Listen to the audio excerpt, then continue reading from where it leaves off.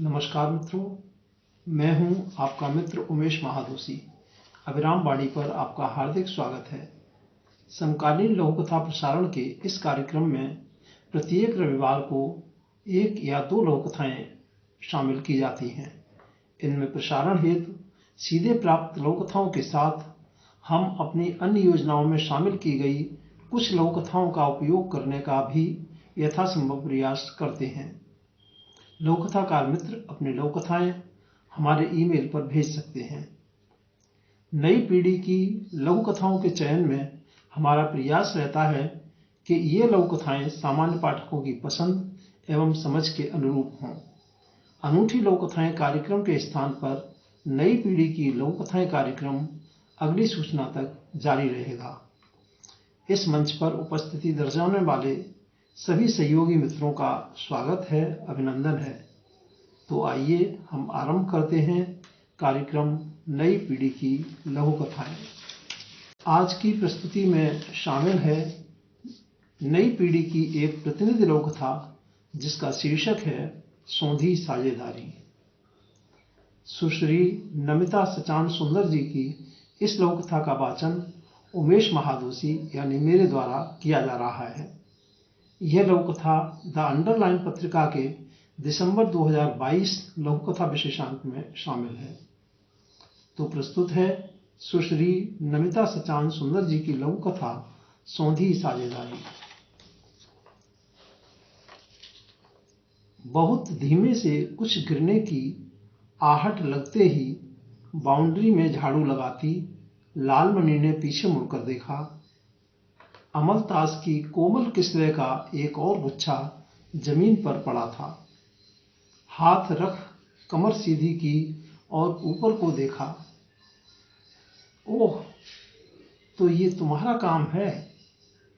तभी मैं कहूं कि चिड़ैयां तो हर बरस ऐसे ही फुदकती रहती हैं इस पेड़ की डाल पर। आज तक कभी नई ताजी पत्तियों के गुच्छे टूटे ना मिले हमें।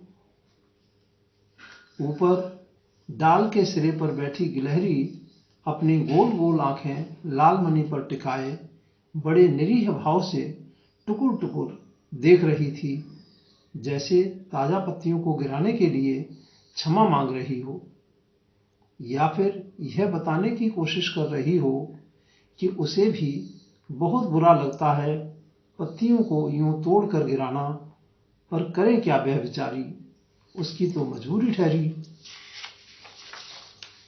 दूर दूर तक कहीं पेड़ बचे ही नहीं सिवा लालमणि के अमलतास के, और उसने भी बहुत दिनों से पेड़ छटवाया नहीं है।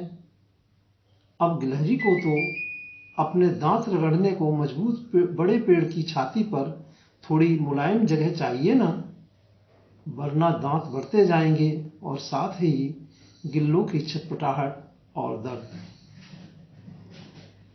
गिल्लों की आंखों में झांकती लालमणि ने झाड़ू नीचे रखी और जमीन पर बैठ पत्तियां अपनी दरार सी विवाइयों में मलने लगी। गिलहरी ने अपना सिर नीचे को आगे बढ़ाया और बड़े ध्यान से लालमणि के क्रियाकलाप को देखने लगी। फिर जैसे सब कुछ समझ सिर हिलाया, अपनी पूंछ ऊपर कर हिलाई और संतुष्ट हो पेड़ पर दांत रगड़ने शुरू कर दिए। ऊपर देखती लालमणि को लगा जैसे विवाइयों को सोहर आती उंगलियों में किसी और का स्पर्श घुल गया हो।